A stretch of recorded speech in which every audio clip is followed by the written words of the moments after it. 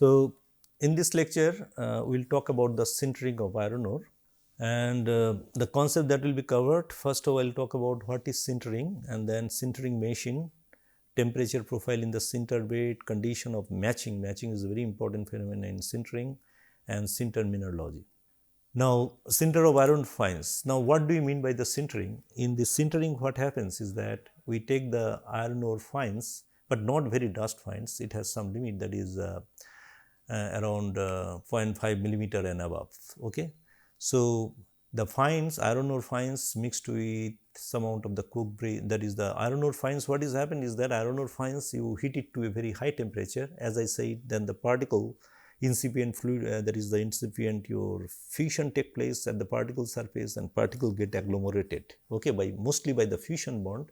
And also some new crystallographic phases also appear in case of the what is that called sinter. When you make the basic sinter or flux sinter, then the calcium ferrite form, new phases form.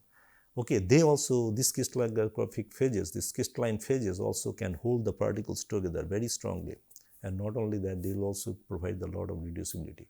So, basically the sintering is basically you are heating the iron ore fines at a high temperature and bond them by fusion bond as well as diffusion bond, okay, through by atomic movement and so crystalline formation and all this.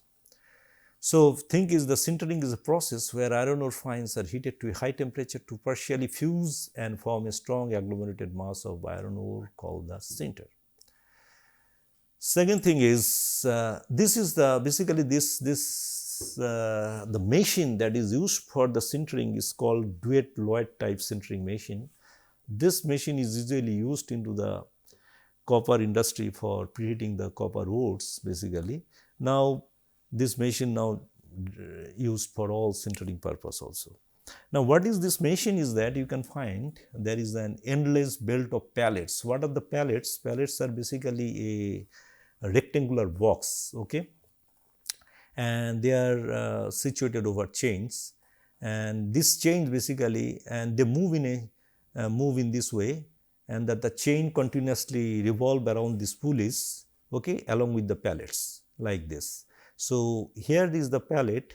What you do in the pallets, you basically take the raw material, okay, you first take the raw material and then it is ignited from the top. First surface you get ignited, after that and when you ignite it, basically that gets agglomerated, right, and but across the bed you have to have a sintering. So, this fire line has to be crossed through the bed to the bottom, and if it cross through the bed, and then all portions will get sintered. Now, first of all, what are the raw materials that you used? First is the fines, okay, these are the fines that you raw material fines. There is the iron ore fines is ranging from 150 micrometer, that means 0.15 millimeter, right, to 5,000 micrometer, that means 5 millimeter. So, around 0.15 millimeter to 5 millimeter, this is the range, maybe 0.1 millimeter to you can say 5 centimeter, 5 millimeter size, okay, these are the size of the particle. And also you use, so you do not use very fine here, because if your particles are very fine, less than 150 micrometer, you cannot do the sintering. I will come to that, because as you see, there is a sintering take place through the bed, and you basically you suck a hot air through the bed and you do the complete bed sintered, okay. So, there is a gas flow through the bed.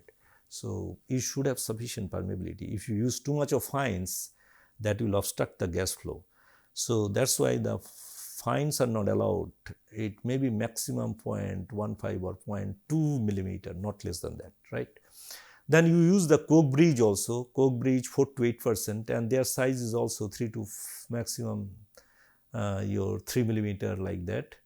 And also you use limestone, basically lime you use, basically lime also 3 millimeter size, very as a flux you use it, and water 5 to 20% maximum in this range. So, these raw material beans are there, and then all the raw material beans come, and there is a mixing drum is there it get mixed up. And why this mixing is there? During the mixing, basically we make some micro pellets type of thing, very small balls or granulated material, because as I said, the sintering takes place by sucking the air through the bed. So unless you bed a sufficient permeability, it will have problems. So basically we granulate. In the mixing drum, we granulate this mixture and then it is charged on the pellets. And you can find there is the ignition hood and you ignite. Who ignite the top surface? Which material get ignite? It is the coke bridge. Coke bridge is given there around 4 to 8%. That coke bridge get ignited and generates the heat, right? So, but at the top you first ignite the coke bridge, that is what is there, and then your top surface get heated up. That is called the flame. There is that the heated up and top surface gets sintered. And then what you do subsequently, you take out the air from the top surface. You suck the air. You can see there are wind box. These are called the wind box, right? These are called the wind box through which you suck the air from the top to the bottom, and then this air moves through this bed, and this fire line progressively move. That is the as it moves down, because what happens, the hot air comes in, it preheats the there is a sinter mix, the layer below the combustion zone, and that zone also attains, and also in that zone when it is preheated significantly, then the coke bridge in that zones again get fired. Okay, so the fire line basically moves to the layer below, and then again when the air pass through this combustion zone, it get hot off, it gets heated up, and then when it passes through the layer below it, it preheats those sinter mix. That also get preheated, and when preheating is significant, the coke bridge in that layer again get ignited. That way, that is called the fire line slowly moves down, right? Slowly moves down, and finally complete sintering takes place. And it is very similar to puffing a cigarette, right? You just ignite the top surface, and then as you puff the cigarette, the fire line moves slowly at the bottom. So similar thing here also takes place, right? So here you can get the sintering take place, and then you can find there is a dischargeant. Here the pellet comes, and here is the dischargeant where the sinter breaker is there, it breaks and goes out, and the chain comes down here, and then again it comes freshly here, and again sinter mix is put. So it is a continuous process, okay, and it is an endless build of pellets basically, and one pellets come, you charge the material, ignite it, and then it goes through this process of in this process of sintering across the bed, and then it is discharged from this end. So this is the way the sintering is done, right?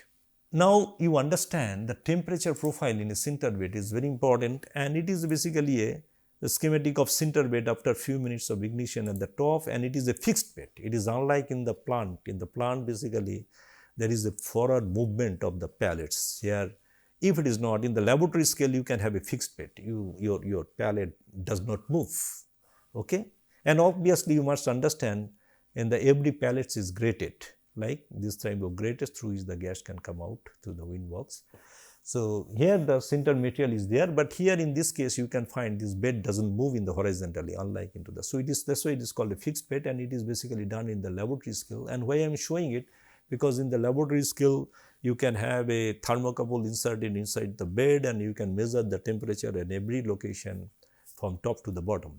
So and then so across the depth of the bed you can measure the temperature, and you can see this type of temperature profile just after few minutes the ignition at the top. After you ignite the top and you just start sucking the air, and then you can see after some time when the combustion zone is here, your temperature profile will look like this. This is the temperature profile. You can have the cold sinter, because what happens, the air is coming up. So air basically top sinter, because sinter will be cooled up by the air, and in the term that the air will be get preheated. So then what happens, this is the hot sinter also. It is basically in this, when the combustion zone is here, just above layer will be some of the hot sinter will be there, because some heat exchange is taking place, not complete. So that's why still they are hot.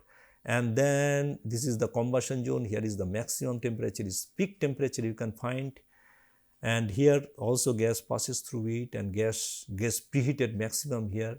And then in this layer what happens, the gas release the heat to the solid get preheated. Just below the combustion layer the solid get preheated, and in the next moment, if you see the next time, this layer will get again, here combustion will take place. So combustion zone will move downwards, right? But at a particular, just after starting of the preheating zone, these are the situation: cold sinter, then hot sinter, and then you have a combustion zone solid, and then preheated zone, because here the gas is supplying the heat. So sinter is getting heated up, and after that gas do not have sufficient heat, so gas cannot heat this region, but it can dry it up, so it is a drying zone. And then there is a cold charge, because now when the gas comes through this dry zone, then it doesn't have any heat to give to the charge, so it remains cold.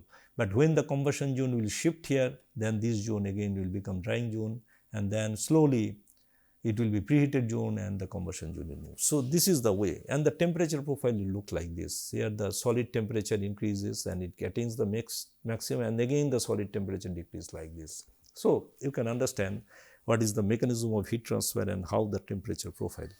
Now if you see in a actual plant what happens, this is basically industrial moving sinter bed. In that case you can find, instead of that is here you can find the fire line. How does it move? This is called the combustion zone, or you can call it fire line or flame front. So it moves layer by layer, this layer and then this layer, this layer. But industry, this is the fire line. It moves like this in inclined way, because you have a horizontal component of velocity. So fire line moves like this. This is the fire line, and finally at the end of strand, your fire line has to reach the bottom, otherwise bottom part will not get sintered. Okay. So there are two important terminologies are there. One is called the fire line. As I said, this is the fire line in which it moves into the sinter bed. And another terminology is called the burn through point, the BTP. BTP is when basically the fire line reaches the bottom of the sinter bed. That is called the burn through point. At that location of the strand, BTP has achieved, you can say. So BTP is usually achieved. That is the fire line reaches the bottom of the sinter bed just 2-3 block ahead of the end of center. Okay. So suppose it is the end of the strand, so fire line should reach here, that is before it reaches, and then the sinter get some time for cooling, and then it get cracked, it is broken, and then it is deposited somewhere, and then it comes out. Now this BTP is essentially, it has to reach at least before the strand. Okay. If it doesn't reach, if the BTP is not reached, that means at the end of the strand, that means there are some sinter mixes there which has not been sintered. That means the peak temperature has not attained, because fire line has not attained there. So those will go for the return sinter. That's why you have to ensure that BTP is reached just before the strand. That is very much important. And if BTP is reached prematurely, suppose here the BTP has reached at this point, that is also not good, because a lot of strand will be unutilized. You can easily shift this BTP from here to here, such that your productivity also become more. Because if reaching BTP much earlier is also not good, premature attaining the BTP, and post attaining the BTP is also not good, because in that case you are not getting the sinter. So burn through point is the point where the point or the location of the wind box, basically where your where the fire line has reached the bottom of the sinter bed, right? And how do you know this BTP in the industrial plant is that because you cannot insert the thermocouple in the moving bed, it is quite difficult. That's why it is basically indicated from the wind box temperature. So if the wind box temperature also increases as you move across the strand, and it comes to a peak temperature, and then again wind box temperature will decrease because of cooling of the sinter bed. So think is that where the maximum, because there is the maximum temperature of the wind box indicate, that is the fire line has reached the bottom. That's why the wind box temperature is also high. So from there you can basically determine where the BTP is. So now the phenomenon of matching is very important. As I said, that is the preheating. That is the, as I said, that is the, when the gas passes through the combustion zone, it completely preheats itself, okay? And then it has sufficient heat capacity of the gas, it supplies the heat to the solid material and it gets preheated. So maximum preheating takes place just below the combustion zone, whatever the sinter mix is there, that get preheated to the maximum extent. And then it will burn. So when after the combustion zone, next layer will be burned next time. But thing is that your preheating and the rate of preheating and the rate at which the fire line is moving, if the match, then your temperature, peak temperature will be the maximum. Okay, that condition is called the matching condition. So basically matching when the rate of preheating becomes equal to the rate of fire line movement, right? Because that is the thing. So now that's why that is called the heat wave front. Heat wave front, that is the when the velocity of the heat wave front, that is the preheating front, become equal to the velocity front, the VFF, right? Now think is this is the simple heat balance if you do, and then basically if you do the heat balance, you get this thing.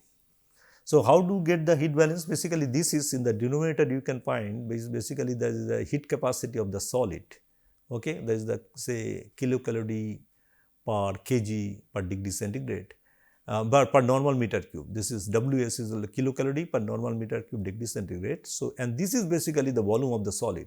Epsilon is the voidage. So 1 minus epsilon is the volume of the solid per unit volume of the bed. So okay, volume of the solid per unit volume is the dimensionless number, and this is basically kilocalorie per unit volume of the solid, right? So you can get then this denominator is basically the kilocalorie per volume of the bed, per unit volume of the bed, and this is basically VWH is basically the velocity of the preheating front. Or do you then, or the basically if you multiply it by the unit area of the bed, then this is basically the volume that is getting preheated, the volume that is getting preheated. So this is if you multiply this thing, so this basically VWH Ws into 1 minus epsilon is basically the heat requirement by the solid, okay, heat requirement by the solid, and the numerator is basically this is the heat capacity of the gas multiplied by the volumetric flow rate. So that means basically this is the rate at which your that is the heat is being supplied by the gas. So this if you equate, then you can find this thing. So this is basically you can get per unit time, everything is there. Though basically if you multiply it, basically the kilocalorie per unit time it is coming, that is the kilocalorie per unit time that is supplied by the gas, and this into this is the kilocalorie per unit time that is absorbed by the solid. And when they equate, then your maximum heat transfer take place. So at that condition, the velocity of the preheating rate, okay, that is the VWH, also called the heat wave front velocity, okay.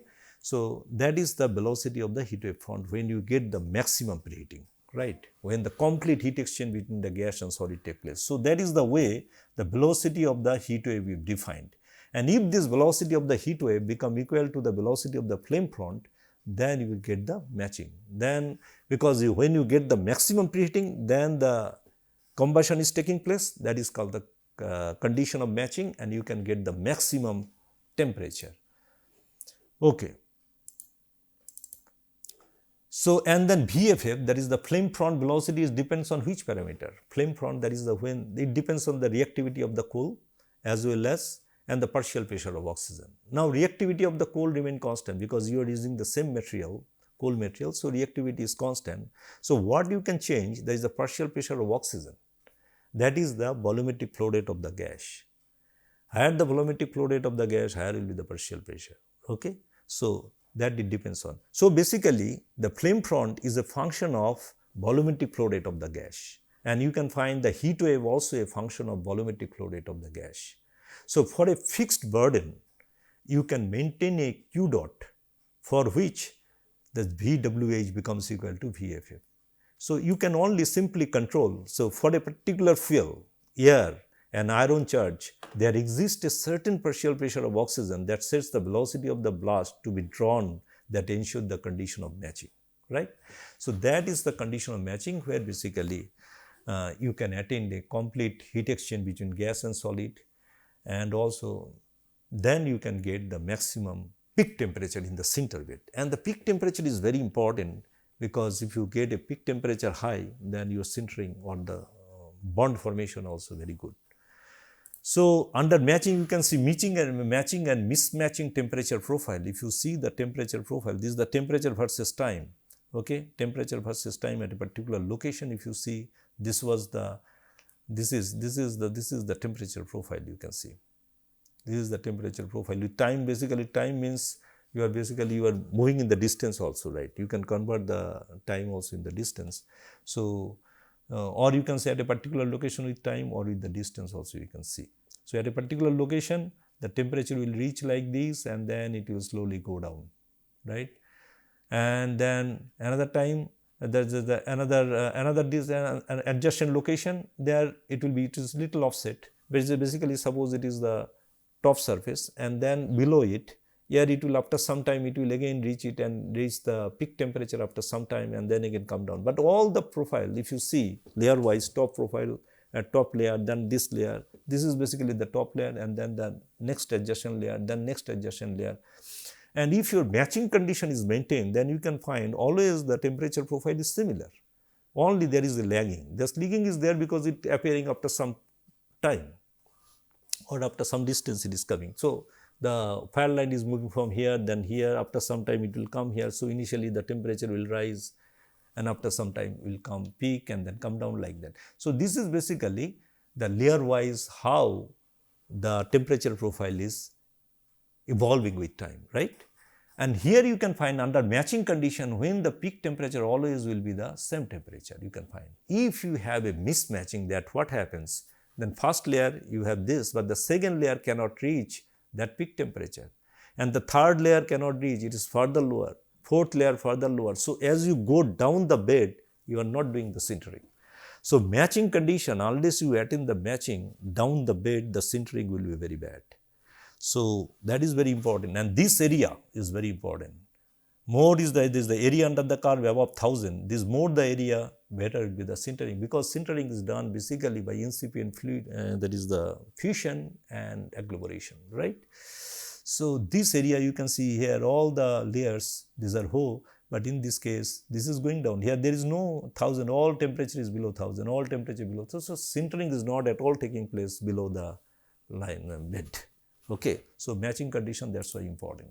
Now, another thing is that Sinter mineralogy, that is very important.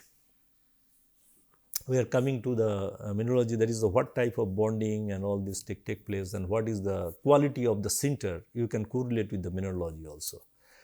Now, with increase in basicity, now what we are plotting is basically this is the weight percent at the CO to SiO2 ratio. Basically, when we make the sinter is basically and basic sinter. Most of the sinter are the basic sinter and then we need to know what are the bond formation there. Acid sinter means when there is no CO, these are the acid sinter at the depth you can see at this position. And what type of bond are there? Basically, there are silicate bonds are there. Okay. And silicate bonds require little higher temperature because silicate requires higher temperature to form the to make it liquid. The silicate temperature is little higher. So, you require a more fuel rate, more carbon is required to melt them and then make the bonding. And if you do the use more carbon, what happens? In that case, hematite get converted to magnetite and partially to woostite also. And then the starting material does not remain the hematite basically, because as you will see the hematite is a better reductant in the blast furnace. If you use the hematite is a better reductant, better reducible than magnetite.